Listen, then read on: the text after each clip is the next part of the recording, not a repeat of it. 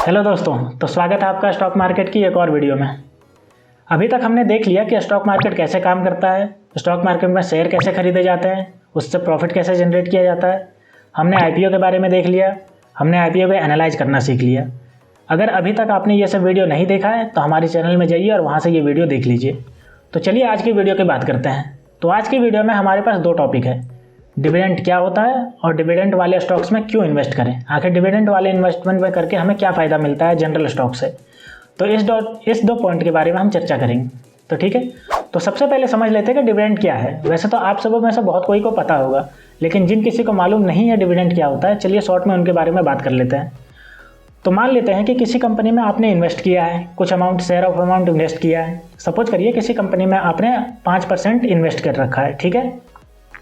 तो साल भर अगर वो कंपनी प्रॉफिट करती है 100 रुपये का, तो 100 रुपये में से मान लेते हैं कंपनी अगर ये डिसाइड करती है कि हम 50 रुपये डिविडेंड के रूप में देंगे, तो 50 रुपये का 5% जो होता है वो आपको मिलेगा। तो 50 रुपये का 5% कितना हो गया, 2.5 रुपया हो गया। तो वो 2.5 रुपया डिविडेंड के रूप में आपको मिलेगा। तो आपने समझ लिया, कंपनी के प्रॉफिट में अगर वो कंपनी शेयर होल्डरों को बांटती है, अगर वो कंपनी अपना प्रॉफिट का कुछ हिस्सा, तो उसको बोलते हैं डिविडेंड। तो आपने क्लियर हो गया डिविडेंड क्या होता है। तो अब चलिए बात करते हैं कि डिविडेंड वाली कंपनी में हम क्यों इन्वेस्ट करें, आखिर इसके क्या फ़ायदे हैं। तो चलिए एक एक करके हम फ़ायदे की बात करते हैं पॉइंट वाइज। अब अगर सबसे पहले पॉइंट की बात करें तो सबसे पहला पॉइंट है रेगुलर इनकम का सोर्स। अगर हम डिविडेंड वाली कंपनियों में इन्वेस्ट करते हैं तो हमारे पास एक रेगुलर इनकम मिल जाता है। यानी कि मान लेते हैं कि अगर हम किसी कंपनी में इन्वेस्ट करते हैं और वो कंपनी हर साल अपने प्रॉफिट का कुछ हिस्सा शेयर होल्डरों को बांटती है, तो हर साल के अंत में आपके पास भी कुछ इनकम आएगा, जो कि है वो रेगुलर इनकम होगा और वो पैसिव इनकम के रूप में होगा। यानी कि आपको ना कोई काम करना पड़ रहा है उस कंपनी में, ना तो कुछ करना पड़ रहा है, बस आपने उस कंपनी का शेयर होल्डर हैं आप। इसकी वजह से आपको हर साल के अंत में उस कंपनी ने जितना प्रॉफिट किया उसमें से आपका कुछ हिस्सा मिल रहा है डिविडेंड के रूप में। तो ये हो गया रेगुलर इनकम। तो अगर आप भी चाहते हैं कि मुझे पैसिव इनकम कमाना है और मुझे रेगुलर इनकम चाहिए, तो आप डिविडेंड वाली कंपनियों में इन्वेस्ट कर सकते हैं। तो ये पहला पॉइंट है डिविडेंड वाली इनकम में इन्वेस्ट करने का। अब चलिए दूसरे पॉइंट की बात करते हैं। तो दूसरे पॉइंट की बात करें तो दूसरा पॉइंट है पोर्टफोलियो स्टेबिलिटी। अब पोर्टफोलियो स्टेबिलिटी मतलब होता है, सीधा आप समझ ही रहे हो, पोर्टफोलियो स्टेबिलिटी का मतलब होता है कि आपका जो इन्वेस्टमेंट है वो ना ज़्यादा क्रैश करेगा ना ज़्यादा ऊपर उठेगा। अगर ऊपर उठेगा तब तो बढ़िया बात है, लेकिन अगर वो क्रैश कर गया तो सबसे दिक्कत वाली बात है। तो इसलिए हम स्टेबिलिटी प्राप्त करने के लिए डिविडेंड वाली कंपनियों में इन्वेस्ट करते हैं। अब इससे स्टेबिलिटी मिलता कैसे है, तो इसकी बात कर लेते हैं। तो अगर वो कंपनी रेगुलर डिविडेंड दे रही है, अगर हर साल डिविडेंड वो दे रही है, तो इसका मतलब है वो कंपनी प्रॉफिट में चल रही है। और अगर हर साल वो कंपनी प्रॉफिट में चल रही है तो आपके लॉस होने का चांसेस है वो ना के बराबर हैं। तो इससे आपके जो इन्वेस्टमेंट है उसको स्टेबिलिटी मिला, आपके पोर्टफोलियो का स्टेबिलिटी मिला। तो इसीलिए हम पोर्टफोलियो स्टेबिलिटी करने के लिए डिविडेंड वाली कंपनियों में इन्वेस्ट करते हैं। चलिए हमने दूसरा पॉइंट देख लिया। अब अगर हम तीसरा पॉइंट की बात करें तो हमारे पास जो तीसरा पॉइंट है वो है कंपाउंडिंग इफेक्ट। अब कंपाउंडिंग इफेक्ट क्या होता है, जब कोई कंपनी हमें डिविडेंड देती है, मान लेते हैं कि इस साल हमें 50 रुपये डिविडेंड मिला, हमने इस 50 रुपये को फिर से उसी कंपनी में लगा दिया। अब अगले साल हमारे जो पिछला इन्वेस्टमेंट है और जो इस साल हमने 50 रुपये लगाया, उस दोनों पे डिविडेंड मिलेगा। तो एक तरह से ये कंपाउंड बनता जा रहा है। तो कंपाउंड बनने से हमारा जो इन्वेस्टमेंट होता है वो बहुत ज़्यादा बढ़ता जाता है, क्योंकि हमें कंपाउंडिंग इफेक्ट देखने को मिलता है हमारे इन्वेस्टमेंट पे। तो जो हमारा वेल्थ क्रिएशन होता है वो बहुत शॉर्ट टाइम में बहुत ज़्यादा हो जाता है। इसलिए डिविडेंड वाली कंपनियों में अगर हम इन्वेस्ट करेंगे तो हमारे जो कंपाउंड इफेक्ट की वजह से हमारा जो वेल्थ क्रिएशन होगा वो बहुत ज़्यादा होगा। तो तीसरा पॉइंट हमने देख लिया, वेल्थ क्रिएशन करना है तो कंपाउंड इफेक्ट इसमें काम कर जाएगा। तो इसलिए हमें डिविडेंड वाली कंपनियों में इन्वेस्ट करनी चाहिए। अब अगर हम चौथे पॉइंट की बात करते हैं तो चौथा पॉइंट है टैक्स बेनिफिट्स। अब हम टैक्स बेनिफिट्स की बात करते हैं। तो जितने भी हम देश में काम करते हैं और जितना भी पैसा कमाते हैं उस पर हमें टैक्स भरना पड़ता है। एक लिमिट के अगर ऊपर हम पैसा कमाते हैं, अगर टैक्स स्लैब में हम आते हैं तो हमें टैक्स भरना पड़ता है।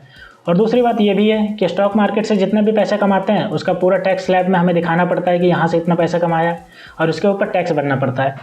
तो डिविडेंड जो हमें मिलता है उस पर टैक्स स्लैब में हर एक देश में अलग अलग नियम है।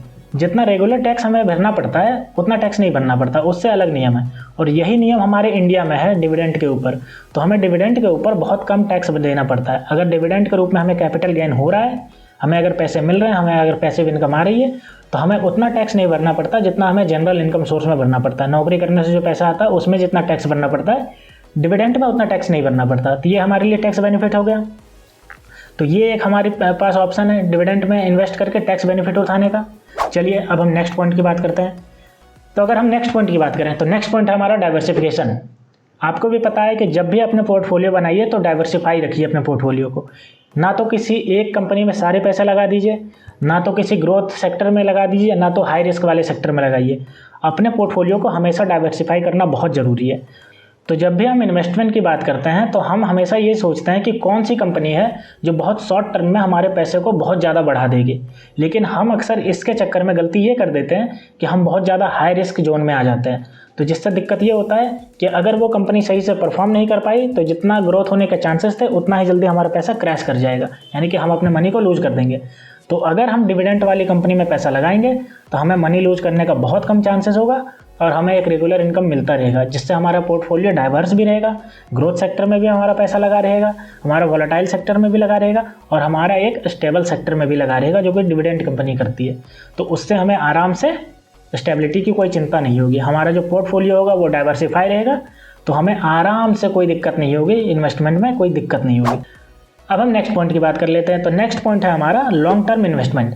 अब चलिए लॉन्ग टर्म इन्वेस्टमेंट की बात करते हैं। तो जब हम किसी भी कंपनी में 1 साल से ऊपर अगर हम किसी भी कंपनी में इन्वेस्ट रखते हैं अपने पैसे को तो उसको बोलते हैं लॉन्ग टर्म इन्वेस्टमेंट।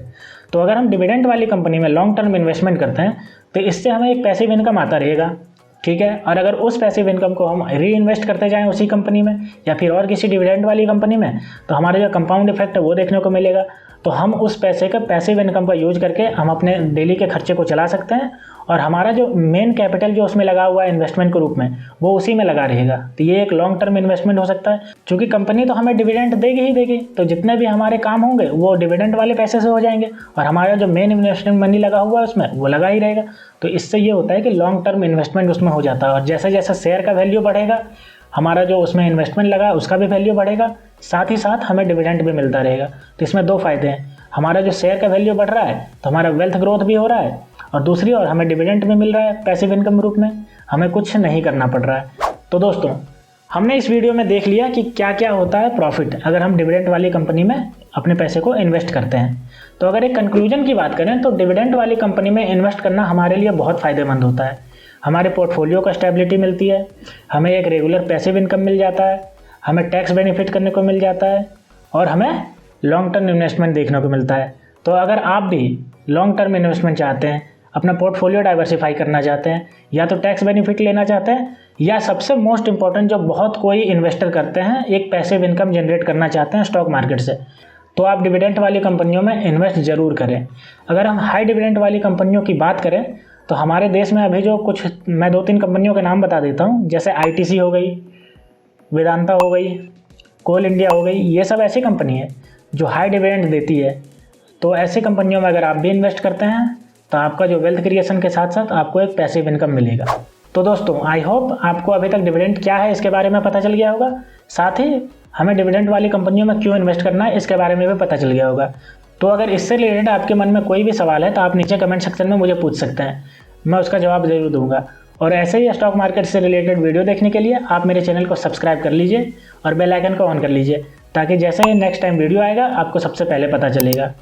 तो तब मिलते हैं आपको दोस्तों नेक्स्ट वीडियो में, तब तक के लिए स्टे ट्यून्ड, थैंक यू।